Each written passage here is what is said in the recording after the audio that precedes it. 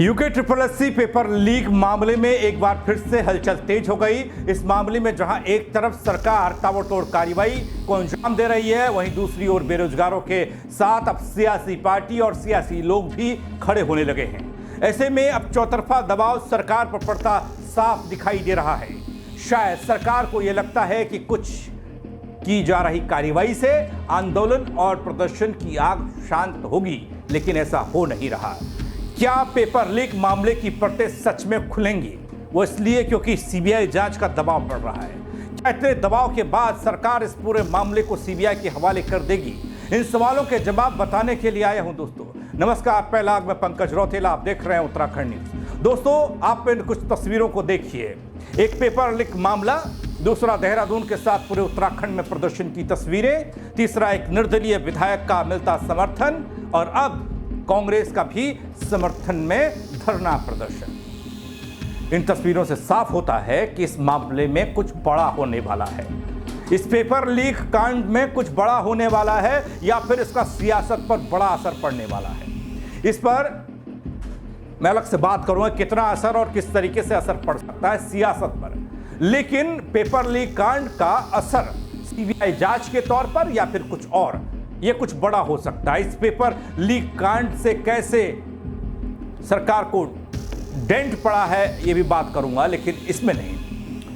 अभी बात मौजूदा स्थिति की। दोस्तों, उत्तराखंड में पेपर लीक का मुद्दा गरमाया हुआ है, सब हम जानते हैं। बेरोजगार युवाओं का सड़क पर उतरकर आंदोलन जारी है, प्रदर्शन जारी है। युवाओं को जनप्रतिनिधियों का समर्थन मिल रहा है। एक बहुत महत्वपूर्ण भूमिका विपक्ष की हो जाती है जब कोई आवाज उठ रही होती है, या निर्दलीयों की हो जाती है, विधायक सरीके लोगों की हो जाती है।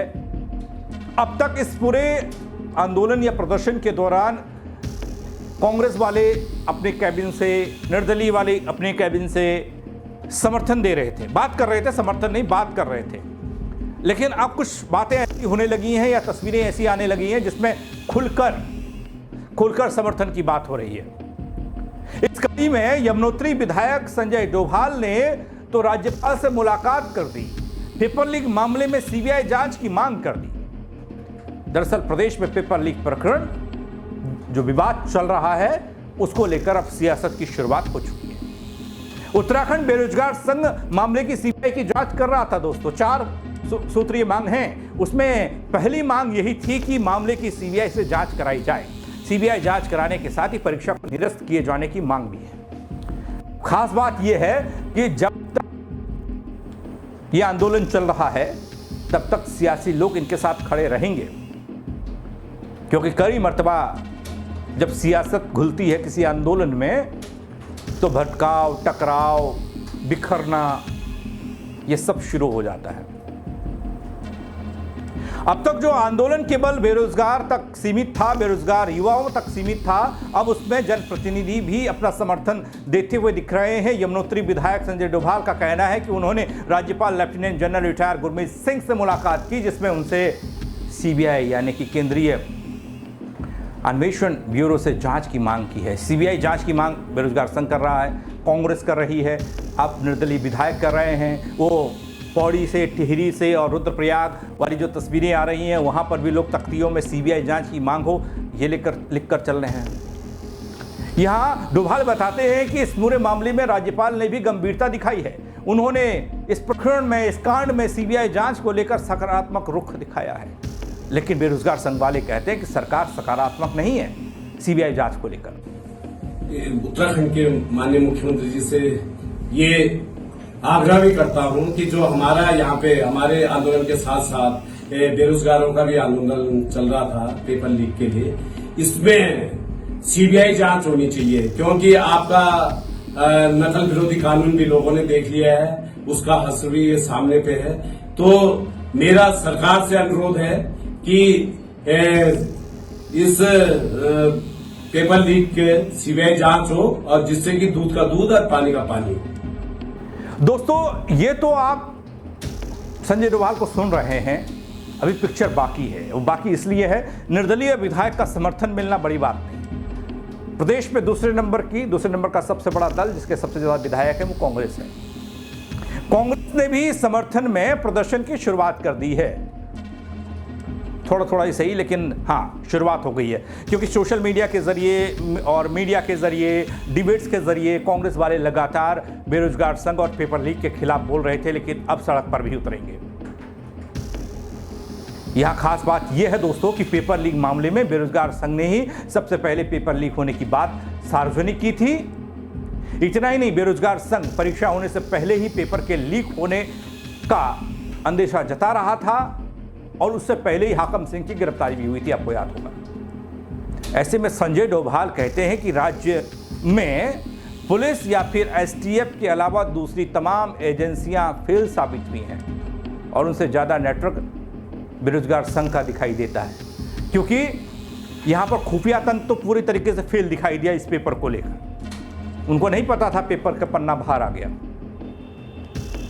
तो इस पर अब निशाना साधा जा रहा और हमारी पूरी LIU कह लीजिए या फिर आंतरिक जो सूत्र होते हैं उनकी मुस्तैदी को लेकर सवाल उठ रहा है। दोस्तों ऐसे में पेपर लीक मामले पर बेरोजगारों को सरकार पर विश्वास नहीं है और ना ही सरकार की एजेंसी पर कोई विश्वास जता रहा है।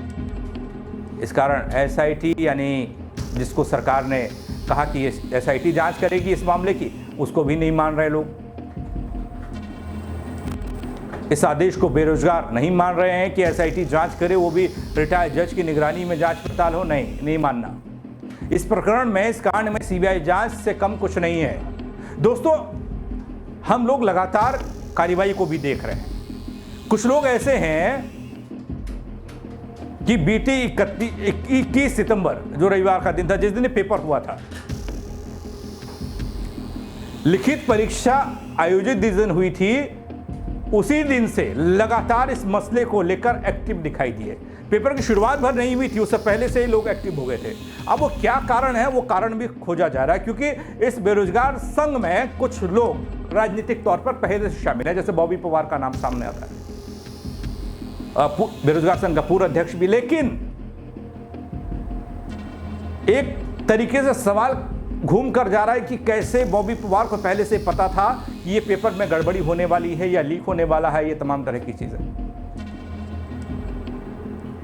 परीक्षा शुरू होने के करीब 35 मिनट बाद ही प्रश्न पत्र के स्क्रीनशॉट सबके सामने आ गए, जिससे आयोग में हड़कंप मचा था। यह पेपर हरिद्वार जिले के आदर्श बाल सदन इंटर कॉलेज में हुआ था। दोस्तों इस मामले में मुख्य आरोपी खालिद मलिक और उसकी बहन साबिया को गिरफ्तार किया गया। उसके साथ ही जिस सेंटर से परीक्षा आउट हुई, पेपर के 3 पन्ने बाहर आए, वहां तैनात सेक्टर मजिस्ट्रेट KN तिवारी को निलंबित किया। KN तिवारी ग्रामीण विकास अभिकरण के परियोजना निदेशक हैं। इसके अलावा प्रश्न पत्र को हल करने वाली राजकीय महाविद्यालय अगरोड़ा टिहरी की असिस्टेंट प्रोफेसर सुमन को निलंबित कर दिया गया। प्रोफेसर सुमन को गलत नीयत से पेपर लीक में भूमिका निभाने को लेकर पहली नजर में आरोपी माना गया। इसके साथ ही बहादुरपुर जट में तैनात सब इंस्पेक्टर रोहित कुमार और कांस्टेबल ब्रह्मादत्त जोशी पर भी गाज गिरी, उन्हें भी निलंबित कर दिया गया। उसके बाद खालिद की कब्जाई गई भूमि में अतिक्रमण हुआ, उस पर पीला पंजा चला दिया गया। तो दोस्तों उत्तराखंड में UKSSC की ओर से आयोजित स्नातक स्तरीय परीक्षा का पेपर लीक मामले में एक तरफ बेरोजगार युवाओं का आंदोलन, दूसरी तरफ ये कार्रवाई, उन सब पर राजनीति का लगता तड़का। ये क्या कहता है बल? यमुनोत्री विधायक संजय डोभाल ने समर्थन देते हुए CBI जांच की मांग कर दी। इस मामले में यमुनोत्री विधायक संजय डोभाल ने राज्यपाल से मुलाकात कर दी। अब देखना यह होगा कि कांग्रेस जो हल्ला कर रही है सड़क पर, उसका भी कितना असर होता है, आगे क्या कुछ होता है, क्योंकि ये हम सब जानते हैं दोस्तों, जब किसी भी मामले में सियासी रंग घुलता है, मैंने पहले भी बताया आपको, उस मामले में जनता की उम्मीदों का रंग फीका हो जाता है। तो आंदोलन कहीं फीका ना हो जाए बेरोजगारों का। ये देखेंगे। आपकी राय क्या है दोस्तों इस खबर को लेकर? आप कमेंट के जरिए बताइएगा। क्या वाकई में CBI जांच होनी चाहिए या फिर जो जांच पड़ताल चल रही है उसका साथ देना चाहिए? कमेंट करिएगा, शेयर करिएगा। मेरे साथ जुड़ने के लिए आप सबका बहुत शुक्रिया। जय उत्तराखंड।